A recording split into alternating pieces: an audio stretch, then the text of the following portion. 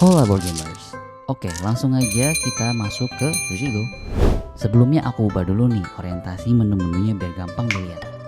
Nah, oke, jadi kombinasi menunya bebas atau kalian bisa ikutin arahan rulebooknya ya.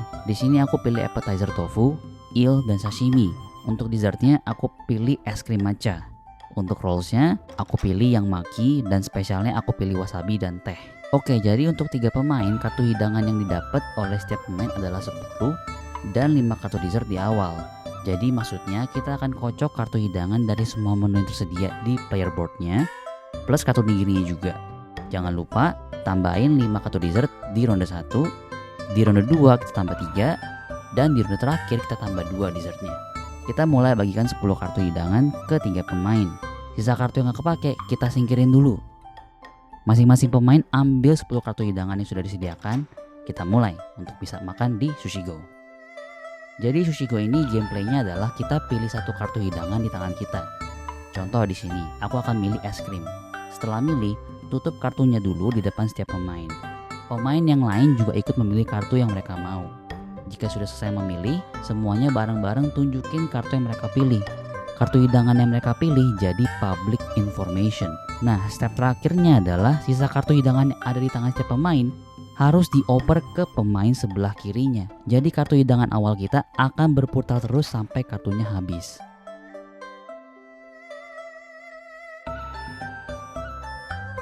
Sisa kartu terakhir yang dioper setiap pemain harus diambil, nggak bisa kita buang atau kita skip. Makan-makan ronde 1 selesai, kita masuk ke scoring.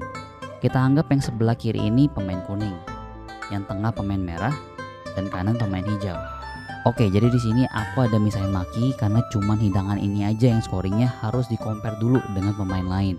Dilihat dari jumlah icon maki yang paling banyak. Dalam hal ini pemain hijau yang paling banyak, jadi dapat 6 poin. Pemain merah yang kedua terbanyak, jadi dapat 3 poin. Pemain kuning gak dapat poin untuk maki roll nih. Selesai hitung poin maki, kita lanjut hitung yang lain. Kita mulai dari pemain hijau dulu. Pemain hijau punya nigiri tamago bernilai 1 poin. Tapi di bawahnya ada wasabi. Jadi wasabi berfungsi bikin poin nigiri kalian dikalikan 3. Ada aturan khusus untuk wasabi, di mana untuk nigirinya bisa dikalikan 3, pemain harus mainkan kartu wasabi dulu. Contoh, pemain hijau punya nigiri salmon 2 poin. Ini nggak bisa dikombinasi dengan wasabi, karena kartu nigiri ini dimainin atau metaforanya udah dimakan sebelum pemain hijau ambil wasabi. Oke, lanjut, tofu. Pemain hijau makan 3 tofu. Sayangnya tofu ini nggak boleh kebanyakan makannya karena jadi enak. Jadi pemain hijau dapat 0 poin. Next, sashimi. Sashimi kurang banyak, jadinya 0 poin juga. Terakhir ada nigiri salmon bernilai 2 poin. Jadi total poin pemain hijau adalah 11 poin. Kita lanjut ke pemain kuning. Oke, nggak ada wasabi, jadi kita bisa kelompokin kartunya berdasarkan tipenya. Pemain kuning ada makan belut. Nah, belut ini unik. Kalau makannya 1 aja jadi minus 3 poin. Tapi kalau makan 2 jadi 7 poin. Lanjut, pemain kuning makan tofunya dalam porsi yang pas nih. Jadi dapat 6 poin untuk 2 tofu. Untuk sashiminya nggak dapat poin karena kurang banyak. Terakhir, ini pemain kuning banyak makan nigiri dengan total 9 poin. Jadi total poin untuk pemain kuning adalah 22 poin. Terakhir, pemain merah. Ada nigiri cumi bernilai 3 poin yang dikombo dengan wasabi. Jadi nilainya 9 poin. Setelah itu pemain merah ada makan 2 tofu, jadi dapat 6 poin. Makan 2 eel juga, jadi dapat 7 poin. Dan 1 es krim. Es krim ini gak masuk penghitungan poin ya, karena untuk dessert semuanya dihitung di akhir game, bukan di akhir ronde. Untuk es krim ketentuannya harus punya 4 es krim di akhir game untuk bisa jadi 12 poin. Terakhir ada teh. Teh ini bernilai 1 poin per kartu hidangan terbanyak dengan tipe atau warna background yang sama. Dalam contoh pemain merah, warna background paling banyak seri antara kuning, hijau, dan ungu, yaitu 2. Jadi tehnya bernilai 2 poin. Tapi kalau contohnya, kartu teh ini diambil oleh pemain kuning tadi. Pemain kuning punya 4 kartu hidangan dengan background warna kuning. Jadi tehnya bernilai 4 poin.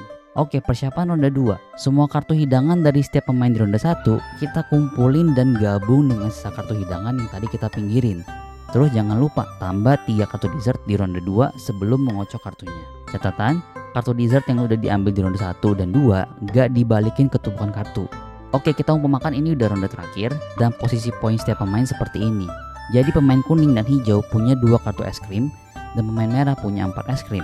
Jadi pemain merah berhasil mendapatkan tambahan 12 poin di akhir game. Pemain kuning dan hijau nggak dapat tambahan poin karena kartu es krim mereka nggak nyampe 4. Oke, next kita akan bahas menu appetizer, roll, special, dan dessert lainnya.